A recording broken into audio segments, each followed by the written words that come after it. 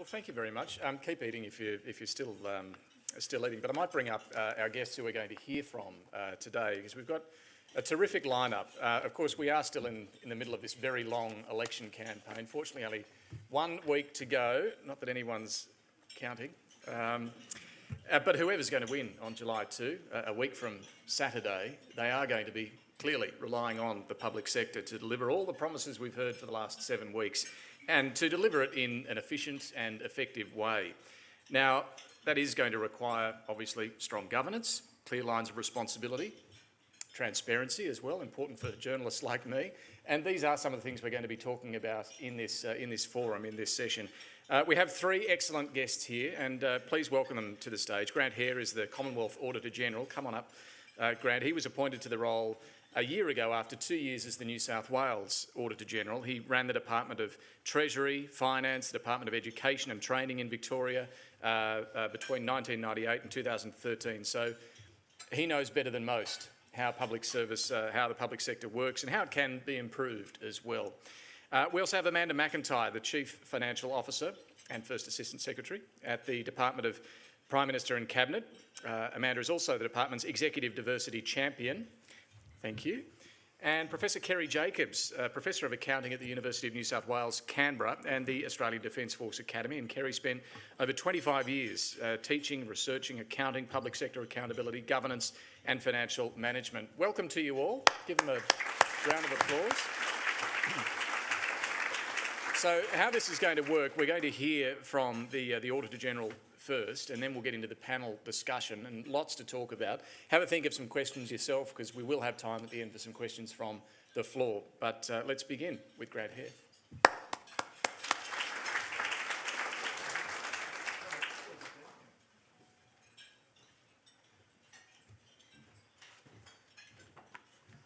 Thanks. It's nice to be here today. I'm going to talk about governance, apparently. And what I thought I might do is draw a little bit from the better practice guide that the ANO put out in June 2014, and use that as a framework to make some observations about the governance challenge that we're observing in ANAO through our work across the public sector. By its very nature, my observations are going to be negative, largely.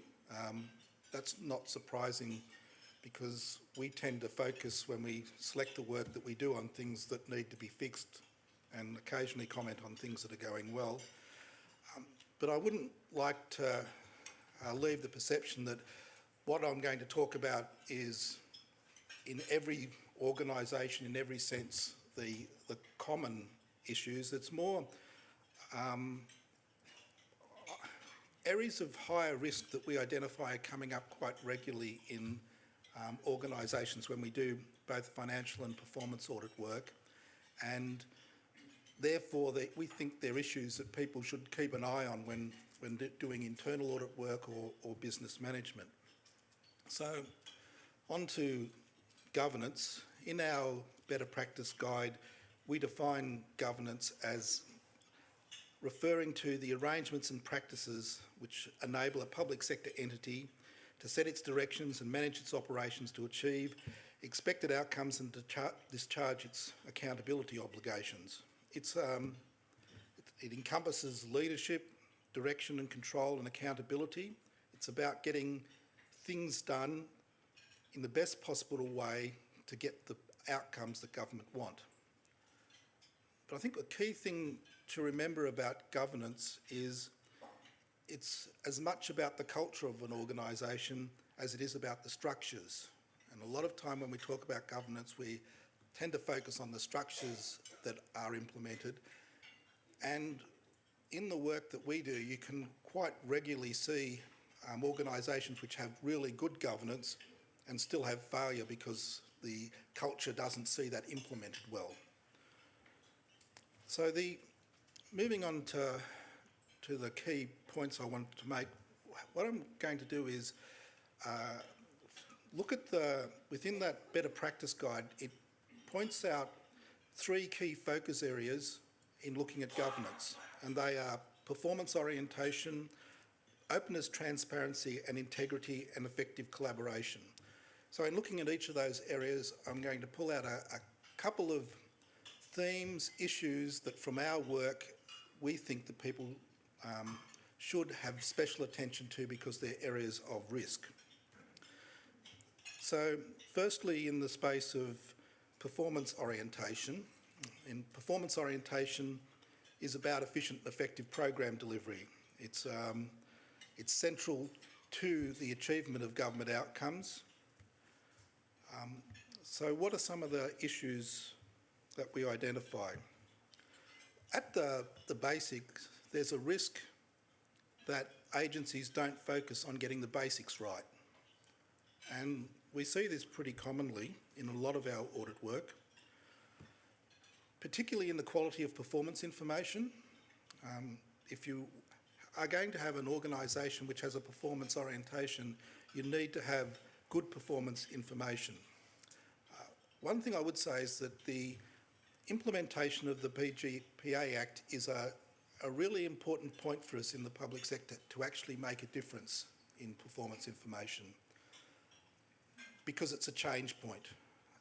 There's an opportunity for people to reassess what is largely pretty poor performance information. I think across our performance audits, it's a common theme that performance information isn't really strongly structured in order to generate good outcomes. And with the implementation of the requirement for corporate plans, it's a good opportunity for agencies to reassess that and reset it in a more effective way. And certainly in the audit office, you'll see us having a continual audit program of looking at corporate plans and looking at the quality of performance information to try and assist agencies drive improvement. Because under the PGPA Act, it's actually the agency head, the accountable authority, who's responsible for that. It isn't the responsibility of finance to do it. And I don't think you can rely on excuses like their directions weren't good enough. Like, seriously, doing good performance information isn't rocket science. So I think that's a key issue in getting the basics right. Risk management is another area where we see time and time again a compliance approach to risk management. So agencies developing risk management plans, risk management structures, but not embedding it into the corporate planning process, the project management process, the operations, not seeing it as a dynamic element of government operations where you have to continually reassess your risks and build it into your planning process. And finally, in terms of the basics, record keeping.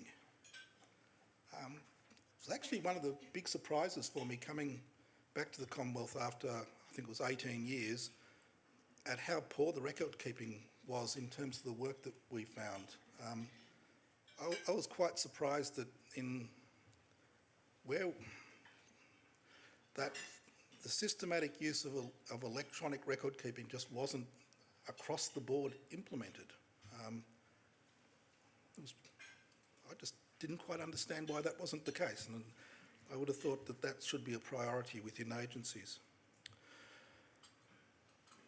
The final bit around performance orientation is the risk that procurement isn't driven by a focus and culture of value for money. Most of the procurement frameworks set up by government have as their highlight value for money. And then we see time and time again in the work that we do that when it's implemented in agency, it looks more like the procurement has been implemented in order to make the life of the procurer as easy as possible, not generate the value from it. So when there's a choice between selective tender or going to open market, selective tender looks like an easier way of doing things, where it's not necessarily the best way you can demonstrate value for money in a process. And this isn't an observation I make just from a year here in the Commonwealth. It's from my experiences as Auditor-General in New South Wales and being responsible for procurement policy as Secretary of Treasury in Victoria. There seems to be a bias across the public sector when you set up procurement rules, for people to start using them more to take the easiest route than take the best value for the community route. And I think that's a focus that we need to have, or a stronger focus we should have. So the second key focus area in our PGE and our Better Practice Guide is around openness, transparency and integrity. The underlying theme there was that in order to generate the confidence of the public sector, the confidence of Parliament in the performance of agencies, you need to be open and transparent in your operations. Some of the risks that we've identified in our work that would be that on occasions external performance reporting looks like it's treated as a compliance exercise rather than an important part of driving performance, important part of informing the key stakeholder, the Parliament, who actually provides the resources to government to produce the outcome, who sets the legislative framework on which those outcomes are achieved. That reporting doesn't seem to be focused on how you generate the best information to drive outcomes. Again, in that space, I see the PGPA Act implementation as a critical point in driving change in that area. In particular, the implementation of performance statements should lift the bar on expectations about the transparency of government activities to Parliament, and that's the sentiment that was set out when it was established. And certainly in the Audit Office, we will be undertaking audits of performance statements. We'll start that after this year, selecting some agencies and looking at how they're developed and trying to provide the impetus we can into the system to drive improvement in those areas. Along with that, it's really interesting coming from being a government official to being an officer of the Parliament and going along to parliamentary committees. Because I can reflect back on how I dealt with it, and it's not too different from how I see others dealing with it. And it doesn't really look that respectful in a lot of cases about how the public service deals with committees. It doesn't feel like all the time when I observe these activities, and again reflect back on my own experience and how I dealt with it, that you go in there with the objective of being open and facilitating the clear operation of a democratic process.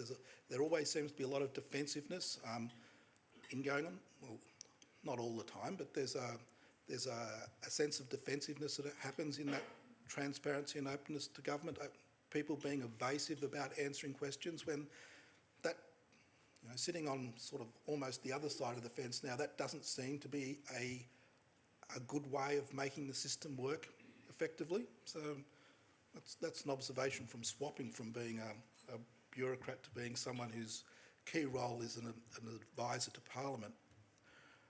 The third key focus area is around effective collaboration, and we define that in the Better Practice Guide as being around collaboration, about engaging effectively with others to achieve mutual benefit and build better outcomes. There's a lot of talk constantly in the public sector, probably for decades, about the need to be innovative. And one of the key elements of innovation is a willingness to learn. And when I was a state public servant, the way I would have typified the Commonwealth Public Service was that it was really smart, really full of powerful thinkers, and you didn't have to tell them that because everyone had a very strong understanding of that they were really smart. Not necessarily all that good at listening all of the time. That was my perception from the outside. The surprising thing that I've observed in some of our audit work is that I thought that was just the attitude of the Commonwealth to the states. But I don't know how many times in the audits that I've seen since I've been here where people haven't actually looked over the fence to another department to observe where they were doing something similar and come into problems and learn those lessons and share them to drive improvement.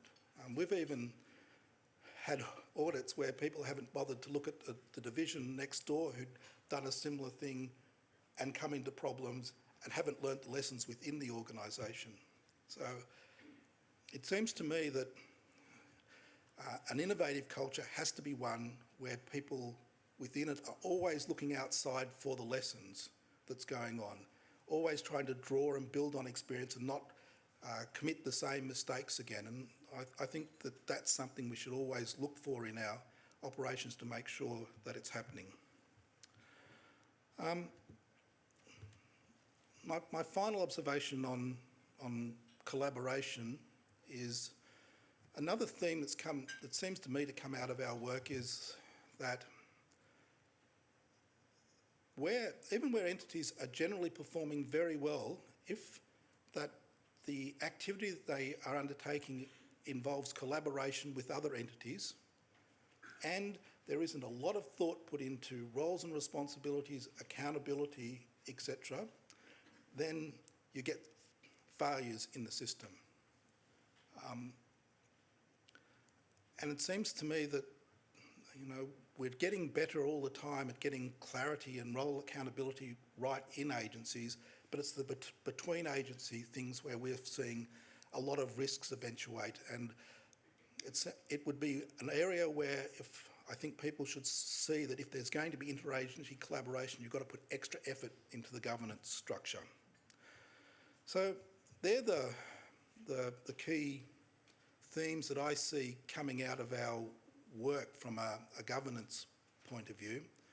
But I thought I'd just end with a reflection on a bigger picture governance issue than what are really some nuts and bolts stuff that I've been talking about. In the PGPA Act, it makes it very clear that there are only two types of accountable authorities. One is a board and the other is an agency head operating an agency without a board. And I've had the opportunity in my career to be both an agency head and to sit on GBE boards and observe those operations. And one of the really neat things about GBE boards and board structures is the relationship that it gives between an independent set of directors and a CEO, where you can get a strong governance, independent governance overview of the organisation, plus coaching, mentoring sort of development between particularly the chair of a board and the CEO. And that's largely the reason that type of governance structure has been created and has continued over a long period of time, because people see that independent board arrangement actually adds a lot of value in the governance of an organisation. Yet we still have in the public sector these other structures which involve a single agency head without a board. And it seems to me that brings with it a whole pile of risks which really need to be managed in those entities. And those risks are largely around how you ensure that you don't get too inwardly looking and how you ensure that your governance frameworks don't get self-centred. So we've been going down a track with audit committees, for example, where audit committees were originally established with all internals and they're slowly moving towards a stronger external focus. Why do we need the external focus? Because internals, by definition, are conflicted in that process, and you need unconflicted people in your risk assessment processes in order to get better advice into the organisation. I think there's still a fair way to go in that process. I think there's a lot more work that needs to be done on how you manage the risk in CEO-run government entities of not having enough external oversight, of not having enough external non-independent observations brought in to manage risk better. I think the move towards independent chairs of audit committees is a really important one. The key factor that is always a challenge is outsiders always have less knowledge than insiders, and how you manage those type of issues is quite critical. But I'm not certain we always see the risks of our governance structure of being based around a secretary and a bunch of deputy secretaries who sometimes become a management committee and sometimes to try to do a governance role well enough to actually deal with those issues. So I might leave it there, and thanks very much.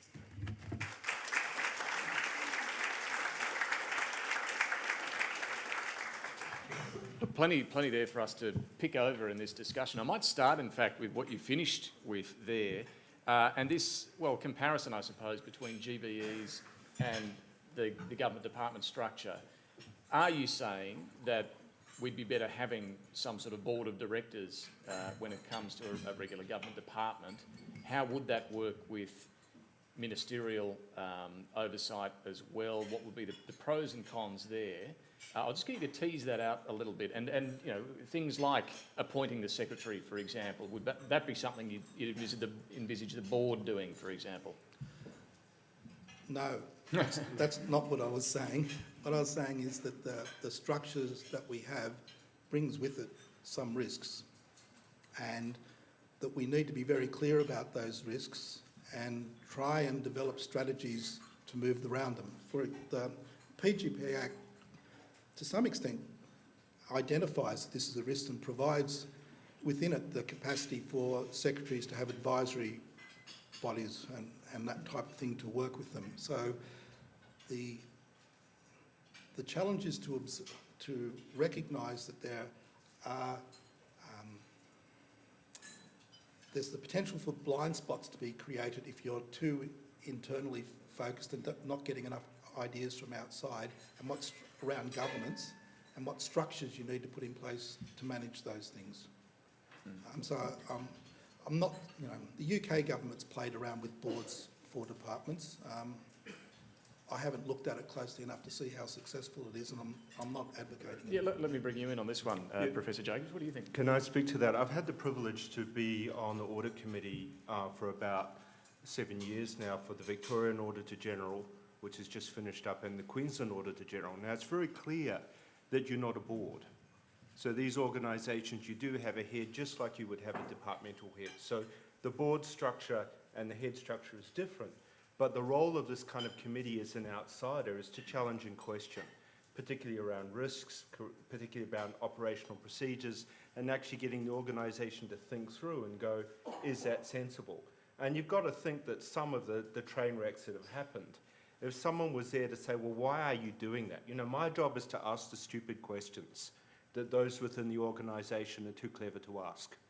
And so you say, well, why are you doing that? And how are you dealing with that? And how are you managing that risk? So I think there is a role, but it actually does need to be more robust. And if the public sector and public sector entities are going to call for those that they contract with to have better governance, then I think actually government departments need to sort their governance out as well. You mentioned when the train wreck happens. Now, you know, as a journalist, the greatest train wreck in recent years that I've witnessed, and I'm sure we'd all agree, was the Pink Bat scheme, the home insulation program. We saw the Auditor-General's report, the Royal Commission that followed from that. And one of the things that stood out is, I guess, this issue, and I'm keen to hear all of your views on this, ministerial advisors or political staff having too much influence over program delivery. How widespread is that as a problem? Well, perhaps, Amanda, you might like to start with that one, if you're not. So I suppose I've got two lenses. One, the PM&C lens, I suppose, as being the kind of holders of governance for the government and ensuring that decisions are made by people that have got authority to make decisions. And there are a number of instances where, you know, briefs will go up to ministerial officers and advisors will sign off on it and say, the minister's seen this and agreed. And in fact, that is not authority. And often we act on authority without knowing what authority actually is. And so that importance of... Just explain that to me. What is so the if a authority minister's you a need? decision maker, you need a decision, a documented decision. I think this comes back to Grant's point around documentation. You need documentation from the decision maker to be able to act on that. And we have seen in the past some offices where the advisors are actually signing off on that. An advisor does not hold any authority to make a decision in our structure. So PM&C, I suppose, plays a role in terms of being the holder of the rules and ensuring that when there are decisions, they're appropriately documented and they're made by somebody who has authority to make them.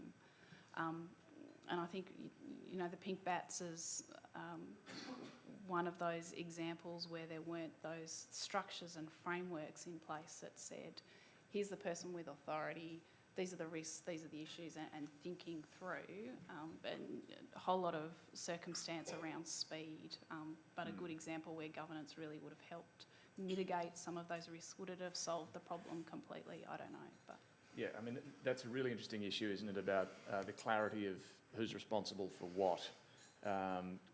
Grant Hehir, do you want to talk to that and what can be done to clear up those lines of responsibility and authority? I tend to agree. I'm not certain there's a lack of clarity about who's got authority to make decisions, etc. I think there may be an issue about how we develop the robustness of people within the public sector to be able to ensure that that occurs. But there isn't anything implicitly wrong with ministerial advisors providing strong advice to their minister and their minister taking a decision. There isn't anything particularly wrong with ministers taking decisions against the advice of department. That's how democracies work. The key issue in a lot of things like the pink bats is around when you want to do something different and fast, recognising that that might bring different risks to it than what you're normally doing, and thinking through about how you deal with those issues in a structured way. You know, speed doesn't remove the need for detailed thinking about things. So, Yeah, well, what about you? I think the advisor issue, I think as Grant's already mentioned, is not actually the central point. I think the central point, two things. Firstly was risk management, and the secondly was capacity. So to some extent, it was not surprising when this organisation was asked to manage this, that they didn't actually have the capacity to do it, and trying to develop the capacity in time. So there's a set of issues around capacity, but if advice goes to a minister, advice should go to say, we could do this, but we lack the capacity to do it. Or we could do this, but this is a can of worms politically. Or we could do this, but the technology is not proven. So then you actually need a risk management plan that manages this problem. It was no surprise that the operational control of that particular project was going to pose problems for the Department of Environment. And yet over and over again, we keep doing this. We have some of the best policy, but we struggle with the implementation because we're not aligning capacity issues, risk management and performance measurement all together in one package. Risk management keeps coming up here as something you're all touching on. Kerry, what is your view about how you incorporate that risk management in the areas you need to?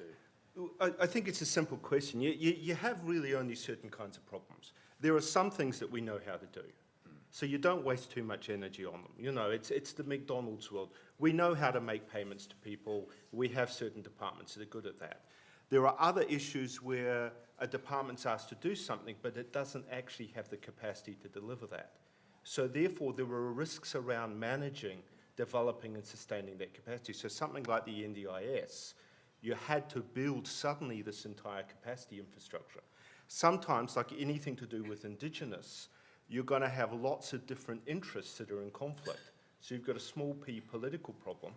And sometimes, such as most things to do with defence technology, you're trying to do new technology that doesn't exist. So therefore, managing that is going to be a problem. So your risk management is not something airy-fairy. It's what are the things that are going to stuff up your process? And if they're not managed right. So Mr. Minister or Ms. Minister, if you want to take this path, then we have to accept that we're creating a new department with a delivery service that can manage it. And we need to measure the performance of that risk. Amanda, what is your approach to risk management in the Department of P&C at the moment? Look, I think we get governance pretty much right, probably 90% of the way there most of the time, and risk management is therefore built in to that process. And we use governance as a lens for everything from the current financial statement process that we've got going on, in which we're working collaboratively with our auditors from the ANAO, and they're actually part of that process, and we identify the risks at the start of the process, and we review those every time we meet, either as a board, as a financial statement subcommittee of the audit committee, or as the audit committee, and it's just part of the process. But I think with risk comes opportunity as well, and that's where the diversity lens is useful, in the sense that if you've got external people coming in, they're identifying risks that you might not identify internally. And they're also looking at opportunities and different ways to solve those. And I think often we put risks on a page and say we've identified them, but we don't look at what are the creative ways to actually mitigate those as we go forward, and what's the opportunities to actually deliver a better outcome. Yeah, well, Grant, I suppose you don't want agencies being too risk averse, do you? It's just identifying what the risks are. You want them to have the risk appetite that they need to achieve the outcome that government wants. So I don't think there's any doubt that government takes a relatively conservative approach to risk if you compare it to, say, the private sector. And that's only appropriate. We utilise public resources to do that. So, but it's not a matter of it's the level of risk aversion that's important, and that it's a conscious decision about where the level of risk you're willing to take. So no, you don't want them to be too risk averse. You want people to think about how much risk they're willing to accept, and a lot of times that's a conversation with government. You know, in cases where you're doing something new or doing something fast, there needs to be a conversation within the bureaucracy with government about how much risk you're willing to accept in that environment, because you are going to take risk. I was fascinated in what you had to say too about parliamentary committees and the sense of defensiveness that you've witnessed on the part of some public servants. Being evasive was your word there, and that doesn't seem to be the best way. You know, I watch a lot of these things, and I'd be terrified if I was one of those public servants a lot of the time. How much is it their defensiveness that's the problem? How much is it the aggressiveness that's certainly crept in, I would argue, since John Faulkner and Robert Ray mastered the art of the grilling at the Senate committee? It's now become a very adversarial atmosphere in one of these things.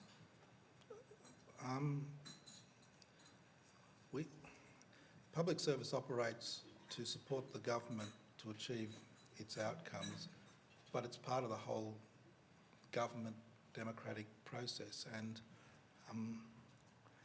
I'm not very good with excuses, and I'm not certain that an excuse that the other side of the table doesn't behave very nicely, therefore it entitles us not to behave very nicely. I accept the challenge that puts, and I think that it's always quite difficult to be open in communication where there's a risk to openness.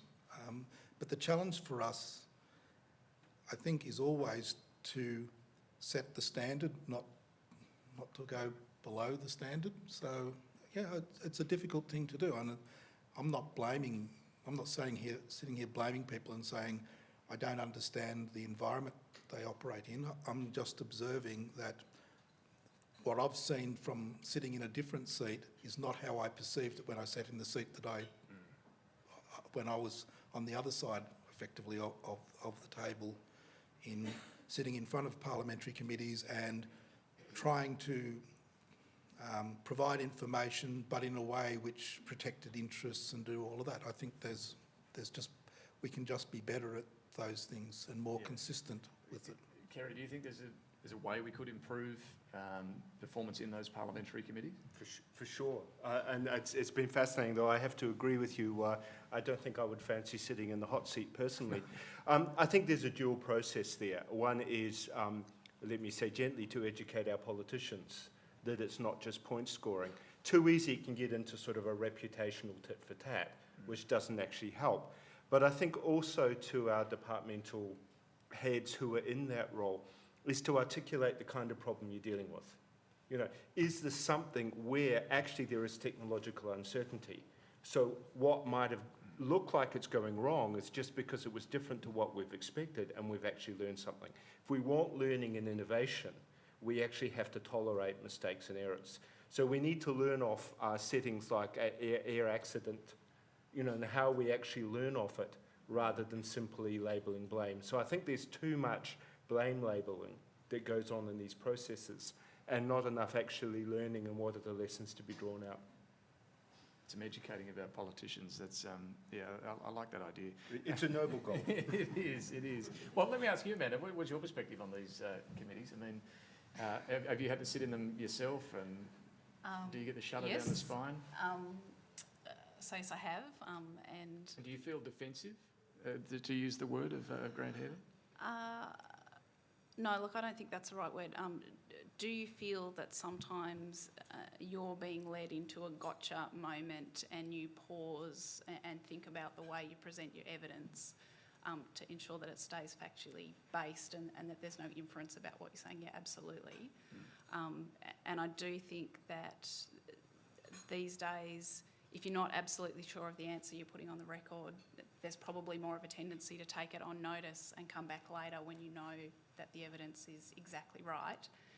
Because I don't think there's that leniency in the room to say, I think it is, I'll give you my best evidence, because I don't think the politicians are looking for that. They're looking for kind of a gotcha moment sometimes, and people are hesitant if they don't have exactly the right information. But it has moved away from just being about transparency and accountability of expenditure of government, which is what Senate estimates is primarily there for.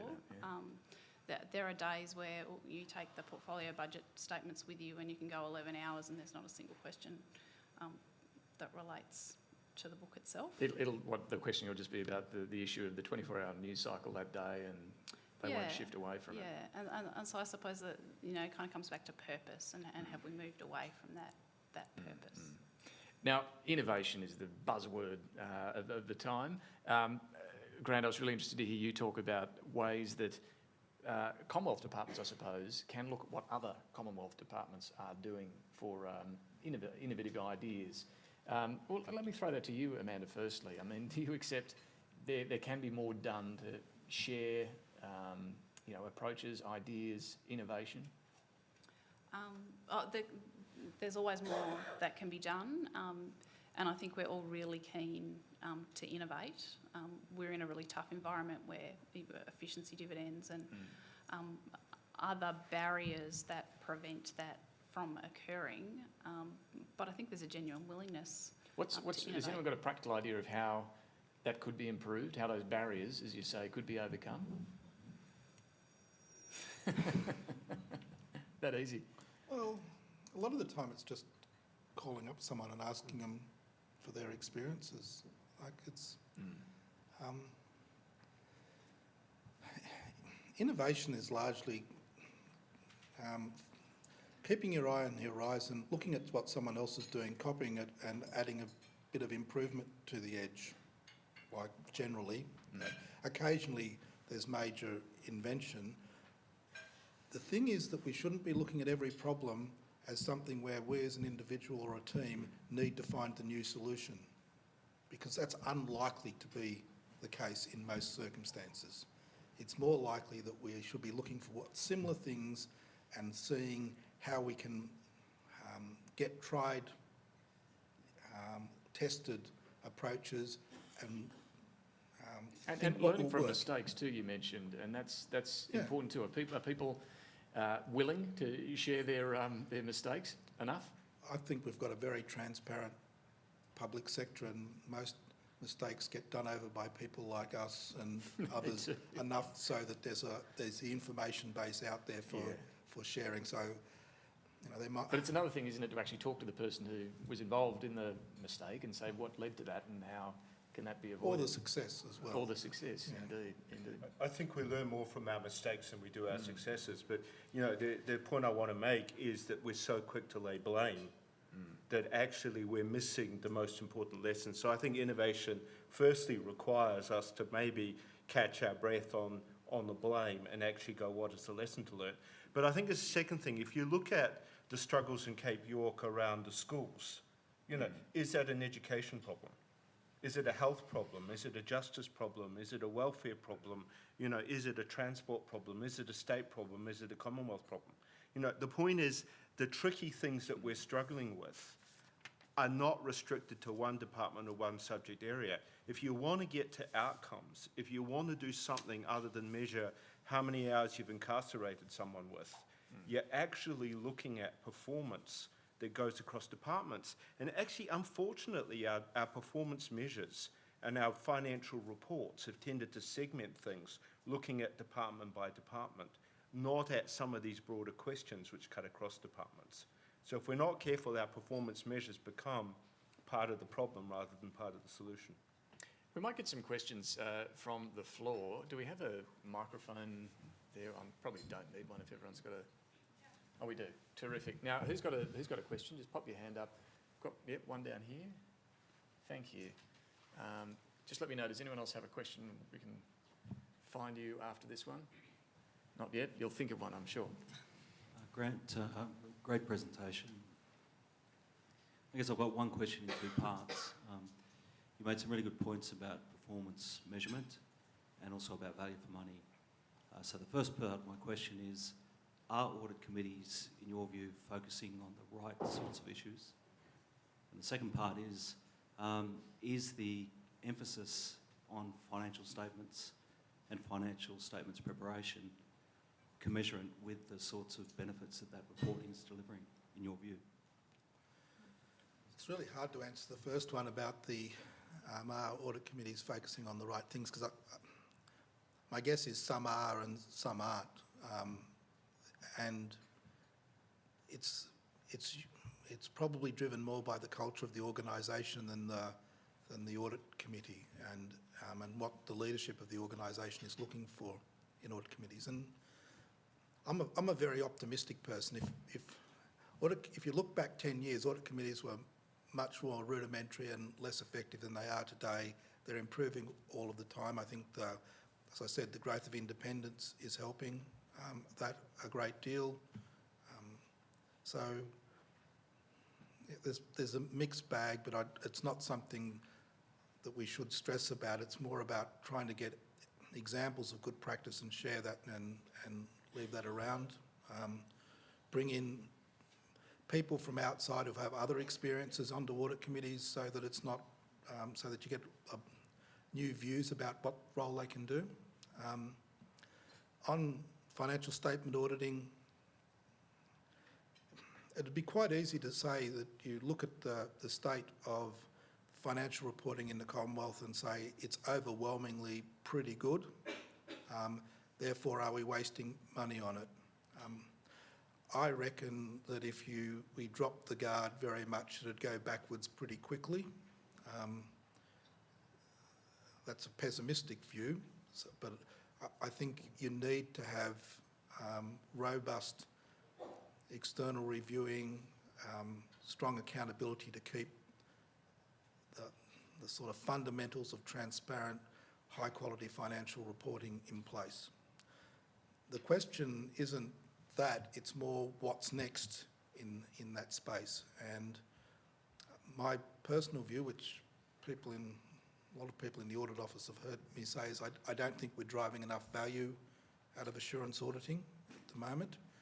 And the value is getting more into the culture soft side of things. Like, we're trying to provide assurance to the Parliament about the ongoing sustainability of the business model, and that goes beyond just whether they've been able to add up some numbers well and keep some records well. It goes into the governance structures of the business and whether the control framework is an ongoing sustainable one because the culture supports it. A lot of the issues that come up within organisations come up not because frameworks are wrong, but because culture's poor. So I think there's value add that we can get out of it, because we do put a lot of resource into assurance reporting. I think we can drive more value out of it. Did anyone else want to add on that? I was just going to say, I mean, not all organisations are at the same level of maturity in terms of their overall control environment, and the audit committee is just one element of that. And so I think judging every audit committee as the same would be flawed, because you've got to look at what's the entire control environment and what role is the audit committee playing at that point in time in the maturity cycle. And I know in our environment, financial statements, because they're well controlled, we haven't had a lot of issues, and we've got a very good governance process. The audit committee is focusing on other things because we're quite mature in that space, whereas other spaces where we're not so mature, and performance reporting is one of those. As we're building, what's our performance reporting framework going to look like, that's where the audit committee is spending their time. And I think that shows, a mature organisation that understands where its risks are and where the audit committee needs to spend its time. So I think you've got to look at each one in context of the organisation. Yeah, okay. I've had 2 research projects we've been dealing with, and one has been asking people across the civil service how they did accountability. And another one is looking at accountability and governance in Indigenous corporations. And we've got the same insight. When we asked people how they did accountability, it was predominantly compliance. We've complied with the code, we've complied with the rules, and looking at how Indigenous corporations were dealt with, regulated, it was primarily, have they complied with the legal code, have they complied with the reporting requirements, have they had the meetings? And I think the danger of audit committees is it can easily lock into a tick box compliance exercise, as all risk management can, and miss the fundamental business risks. And the risk with the Indigenous corporations was they go broke and fall over and they lose millions of dollars. And the risks in the government departments is that don't actually deliver and manage the risks that are critical to the business process. So I think that the danger of governance is that it's very easy to sideline it, including audit committees, into a compliance mode and miss struggling with the more substantive underlying business risks. Do we have another question from the floor? There's one over here. Sorry, have we got that microphone? There it is. Thank you. Hello, my name's Carolyn Tran. I was just wondering, with the new government coming into place, I would assume that there would be a reshuffle of departments, throughout government. So do you think, I would imagine that the risks would be enhanced, because you were talking about maturity before, now there'll be a lot of immature organisations again. And have you seen any successes or benefits from that, or has it gone backwards in that case? Well, I suppose we don't know if there's going to be a change of government yet, but these things do happen. And when change like that happens, Grant? Well, we've done a bit of work in the space of sort of machinery of government changes, and I know the central agencies within government put a fair amount of work into it. Machinery of government is almost business as usual in a lot of respects for government agencies these days.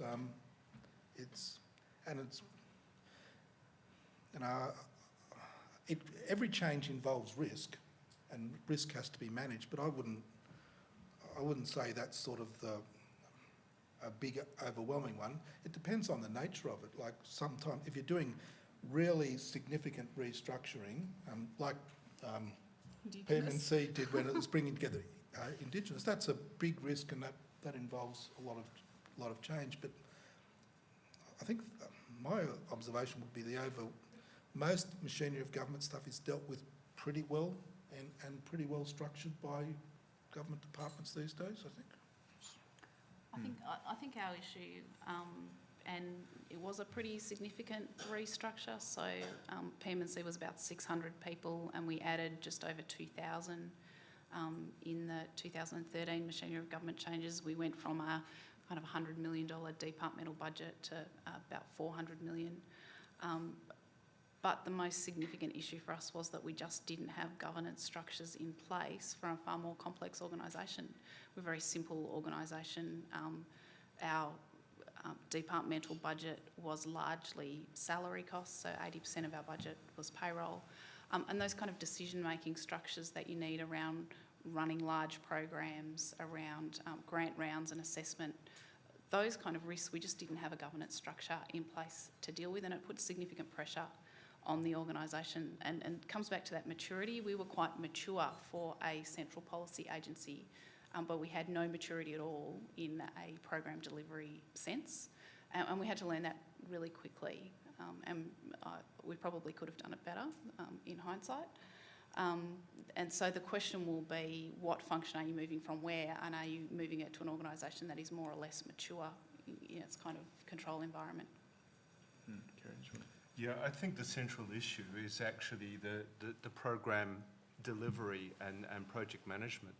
It's almost as if we are dealing with a major building project that either an organisation has never built anything before, gets asked to manage, or alternatively tries to manage an entire building project by looking at the budget and then sending in financial investigators to investigate why the budget hasn't been met. You know, there would be no way that you would build anything without actually having an on-the-ground project manager who's on the ground managing what's going on. And I think that there is a gap often between this contracting out mentality.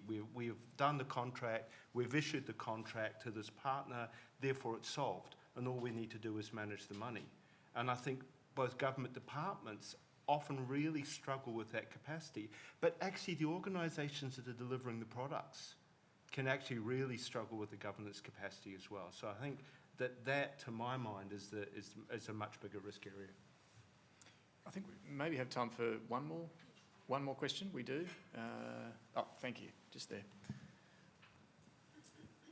Thank you very much. My name is Cheryl, and I just got a question. So we've talked about risk management. We talk about the blame label. So I just want to see. So for those government departments who have a better governance structures, how can they share with other agencies? Because obviously with bigger department, they have more resources, they have more experience, you know, going through building up all these governance structures, but framework. But for smaller agencies, they may not have the resources, or they may not have, you know, to build up this governance structure. So what can be done to promote all this communication between the agency so they can share about all this experience and ideas? Kerry Jacobs, why don't you go first on this one? I think that's a tremendously good question, which means I don't have a simple answer for it. Again, my suggestion is to come back to the critical mission risks for your organisation. Going, if we are to succeed, what is it that we have to make sure goes right? And then ask yourself, what are the other agencies that are part of this process? What are the other agencies that could enhance our ability to succeed or undermine our ability to succeed? And then you really have no choice but to actually get down and meet people and talk to them. But I think if you can clearly identify which other agencies are part of your success or part of your potential failure, then you really have a pretty good motivation to go and say, how can we cooperate across this boundary? Yeah, Amanda? I think small agencies often have an advantage, and that is that you can have a simple governance structure that has the ability to make decisions across a broad range of things, whether it's corporate decisions, governing decisions, or the like.